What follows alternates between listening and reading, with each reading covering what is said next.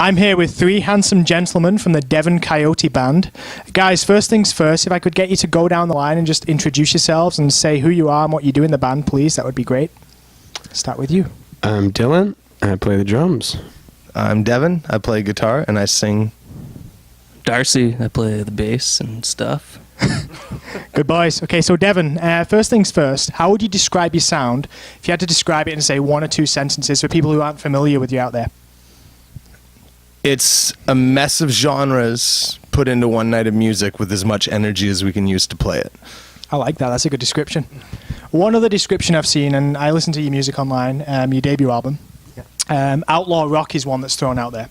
So the first big question I want to ask you guys, and you got to put your thinking caps on or maybe not, have any of you ever broken the law? And if so, are there any law breaks you can share with us that aren't going to get you into trouble? There we go. You can go for I have been to jail. Whoa. I got arrested once for trying to start a riot. I wasn't trying to start a riot. I'd like to make that very clear. I was younger. I'm old now, but I was younger than I am now. And there was a lot of drunk people in one area, and I managed to get them all chanting one thing, and the police arrested me and tried to charge me. But anyways, nothing really became of it. They dropped the charges and stuff, so... It's a pretty badass rock story there. Yeah. I once got a ticket for not changing my license plate, not changing my address on my license. That's very badass. Yeah. I can run pretty fast, so Never been a lot caught. of close calls, but there's always somebody slower than me in the group. So Good boy. Always someone you can trip up and just... All right, so next up, we've talked about your first album a little bit. I've mentioned it at least. Do you have another record on the way? Is there one in the works? I have a feeling there is, but I don't know too much about it. So could you maybe tell me a little bit about that if you don't mind? Yeah, we actually just released a new EP, a 6-song EP, at the start of October. Okay. But we are going back in the studio this winter to release another full-length album by hopefully middle of September. Awesome. We should Next be done year, that obviously. one. Yeah, next year, 2014. So the EP, where's that available? Because it's not on Bandcamp, and I haven't seen it anywhere else. We haven't put the EP online yet. It's only hard copies. Okay, so you can only We're get it old at your school. shows. Okay. Yeah. Okay, I see. I'm old, so we're old school. Do things the old school way. Yeah. Do any of you guys watch Breaking Bad, or did you watch Breaking Bad when it was on the air? yeah. Okay. That's how I learned how to make meth. You didn't share that when I asked you about the criminal stuff. That's illegal? Oh, Okay, so shoot. what I want to bring up is my favourite song off your first album is Always in the Grey. Now that tune, the beginning of it, right at the very beginning, it reminds me of Breaking Bad. You know, like the intro to Breaking Bad. Yeah. Do any of you guys get that as well when you listen to it? Or Now I do. now you're going to listen to it when I'm... Oh, yeah, totally. Well, speaking of that, are there any songs, for anyone who's not heard you out there, that you're like, this best encapsulates what we're all about? This is the tune that you should listen to first. Yes and no. The big thing that we pride ourselves in as like songwriters in the band is our ability to cross genres. Mm-hmm. So like if we show up to a venue in Alberta with a bunch of cowboys, we're going to go play country cowboy music. But if we show up at a venue with a bunch of like rockers, we can play rock and roll, or a venue that's acoustic, we'll play like something that's more like heartfelt and folky. So I try not to even have a song that just wraps up all our music in one. Fair enough. So it's definitely some songs on CDs that I favor, like when I hear them, but yeah. I wouldn't say there's one particular one. Always in the Grey is the most successful song off that CD, though. It's the first one on the record. It just kicks it off. You're like, yeah, you're just into it, and you listen all the way through to the end, or at least I do anyway. Yeah. So with the new record, what's going to be the biggest change with that one versus the previous one? The biggest change with the new one that we're going to release next fall will be a lot how we took this new EP we just finished, Broken Down, and using a lot of good friends that I've been playing music with over the years to record it all, and then capturing the real music and not using the way people record music in the digital process of recording music to like just fix your mistakes that way. Right. It's our like if we make a mistake and if we can't get it, then that mistake will end up on the album. Right. Probably. It's authentic. Yeah. Okay. Which I'm cool with. Yeah, no, because that's cool. We aren't, or at least these guys are really good. I'm just good at booking shows. You've played in some really cool places. You've been on a bunch of tours. You've played Centre of Gravity, I think, Kelowna for sure. Yeah. What's been your favourite place? What's been the one where you've just had everyone rocking and you're feeling the energy and you've just been like, yeah? Roots and Blues. Yeah. Salmon Arm Roots and Blues. Yeah? Yeah. What's the story with that one? It was just a really wild show, or? That was just this summer, and people just go there to see good music. It's Yeah. not even really famous people. It's just more like good musicians. Yeah. So people just go there not even knowing what they're going to see, and then you actually play 3 times over the course of a weekend. So Nice. that Everyone just separates it from most other festivals. cool. What about you, Devon? Do you have one? Roots and Blues is definitely up there for musical highlights. We play a little heli ski resort up in Blue River called Mike Wiggly's. Into Blue River. I camped Yeah. there. We camped there not that long ago. Oh, nice. Yeah. You know all the log cabins there? don't know if No, you actually. noticed. No, we were just in the campground and Oh, that okay. general area. But yeah. Anyway. There's a big heli ski thing there, so we go up there, and we did show up there in the spring, and it was just crazy, like absolute insanity happening in front of us. And as a musician, it's like the best. It's you either get the pin drop silence, which is like just crazy chills that you get, or you get the people that are just losing control in front of you, that you're like, this is crazy that this music's making you do this. Like, it's each end of the spectrum is equally as magnificent. Which do you prefer? It depends on the situation. Yeah. So I love the high energy Party. stuff. Yeah. There's some pretty neat that happens when it's pin drop silence though too, Yeah. when there's like just everybody's like so zoned in what you're doing. Yeah. But it's pretty rad when you're just giving her.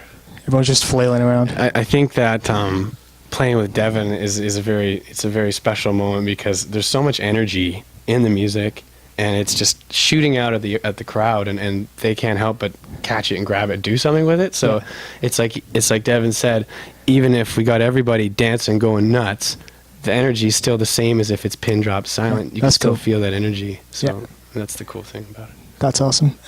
What are you guys passionate about outside of music? Spend a lot of time playing music nowadays. D'Arcy and I play a lot of basketball when we're on tour. I've gotten into horses again past year. Cool. Love horses. I love anything outdoors, really. Yeah, any sports, art. Nice. Yeah, I actually, my wife and I actually run a muraling company, and I work out of an art studio doing art. Very cool. I'm going to pretend that I didn't know that already. That's very cool. You know too much. You guys all have the facial hair thing going on. Is that a requirement for being in the band? Like, can I get in like this or what? yeah, you're in. We're also all 2-syllable D names, so it's like goes with the territory. You're gonna Yes. have to become Dints. It's close to Dink, I guess it works. Dinky. So obviously we've mentioned the new record that's coming out, or the new EP you've got out, and the new record that's coming. Yeah. Outside of that, what's next for you guys? A bunch of just playing and getting your music out there, or what? Yeah, well, we kind of did that this year. We did a lot of playing. This year we went out as far north as Whitehorse with our music, as far west as Tofino, because we couldn't go any further in Canada, and then as far east as Montreal. We tried to get out to Halifax. That just didn't play out this time around, just because we got busy in the Toronto area and stuff. Next year we'll hold a little bit of the same, like lots of Canadian dates. Yeah. And we're working on putting together something overseas, whether it be Australia or Europe or something, and hopefully going to dip into the States next year. We have big plans. I had a meeting with some people about it today, and we're trying to. It takes a lot more than just the 3 of us to make some of this stuff happen. You need to have a lot of contacts and a lot of people who know people, and so we'll see how the cards play out next year. That's very cool. Hopefully a lot busier than this year, and this year was really busy. So, yeah. Where are you most hoping to go? Like, if you could pick anywhere on the map and just go, where would you pick? To play? Yeah. I'd love to play music in. Oh, there's a lot of spots. Iceland is up there. Really? Because of my heritage. Right. And Australia, I'd probably say, just because I've a lot of people we meet say our music would do well over there. Yeah. Well, I got family in Australia. That'd be really cool. And because of my roots, probably Ireland. There you and go. some places in Europe would be really cool. I think your music would do great in Ireland, actually. Could see that. Yeah, Europe for sure. Mm. Aussie would be sweet. Yeah, I could see that. Do you guys have any epic stories that you want to share from a show maybe you've performed? Something someone said to you after the show, something that happened during the set? Anything that springs to mind, like just right off the top? at one of these festivals? Or I got a few. I figured you probably did. Go for it. It's either going to be Sarnia or Chicago. Which one do you think is better? Chicago's nice. Chicago's pretty sweet. Okay, so we were coming back from out east this fall actually, and we stopped in Chicago, and we don't have our visas to play in the States. We're just driving home through the States to save some money in fuel, and the highways are 4 lanes, so you can just fly. So we stop in Chicago because D'Arcy and I hadn't been there, and we go out to the blues bars there, and after the first set, we watch this blues band just kill it. Like they all kill it, and they're all like 70. And I go up to the guitar player and I'm like, oh, thank you so much, man. We're from Canada, and we just really want to see the Chicago blues. And he's like, you guys are musicians, eh? And I'm like, yeah. He's like, you should play for us. I'm like, oh no, I'm good. And then that happens. He's like, you guys are gonna play for me. So it was just the two of us on this trip, D'Arcy and I, and I take the guy's guitar, D'Arcy takes the guy's bass. We play one of my songs. Then we call up their lead singer, this 7-year-old lady, to come sing with us. And we play this, like Tracy Chapman cover, actually, Give Me One Reason. And it was just something so special because here we are in Chicago playing with all these old school blues cats. Yeah. And it was one of the most special moments of my life. And it was so funny because it was so unplanned and it wasn't even at a show. And yeah. It was so spontaneous and surreal feeling. Oh, yeah. It's unreal. That's cool. Yeah. That's cool. I saw your van outside. Yeah. And yeah, I know a little industry secret that anyone who's got a tour van has a name for the van, and there's usually a reason behind it. Now, maybe you just gave the name away, Dylan. I'm not sure. But does your van have a name? Yeah, it's Maple. Like Dylan just yelled out. Probably because of the big maple leaf. Exactly. On the side, right? We've had a lot of tour vehicles over the year, so we got that one in May, and just happened to be covered in maple leaves, and it's white, so you're basically driving a Canadian flag down the road. Perfect. So we nicknamed it Maple because, like you say, everybody needs to have a van. But it was funny driving home through the States because we drove right through like the Midwest in a Canadian flag. Everybody could tell where we were from.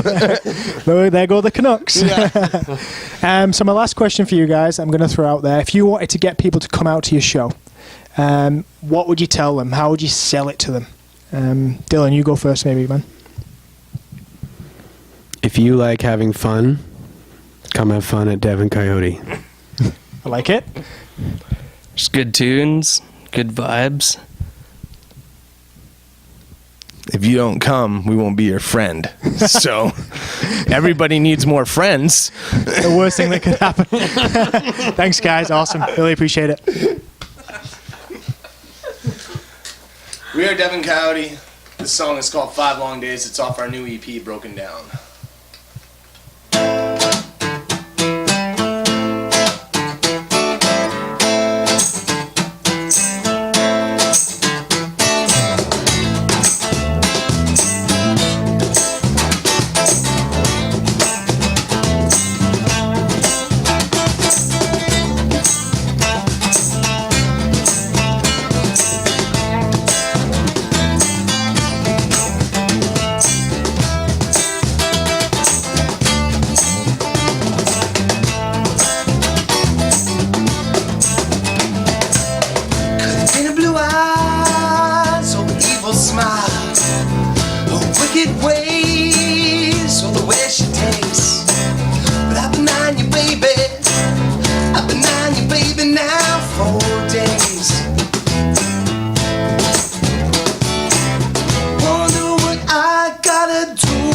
To make you look my way, I can buy you diamonds, I can buy you pearls, I can buy you loving, but you're not that kind of girl. You're too strong-hearted, and your father's daughter what a waste. You've been running through my mind for 5 long days.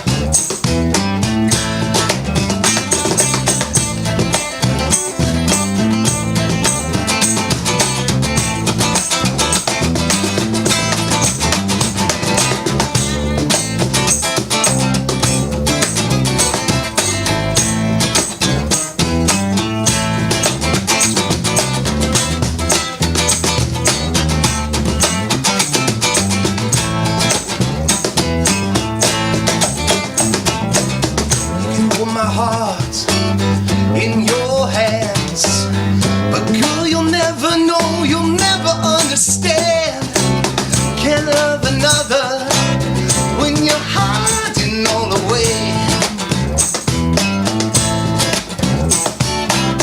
We need to let this thing die and live another day. We need to let this thing die and live another day. Cool.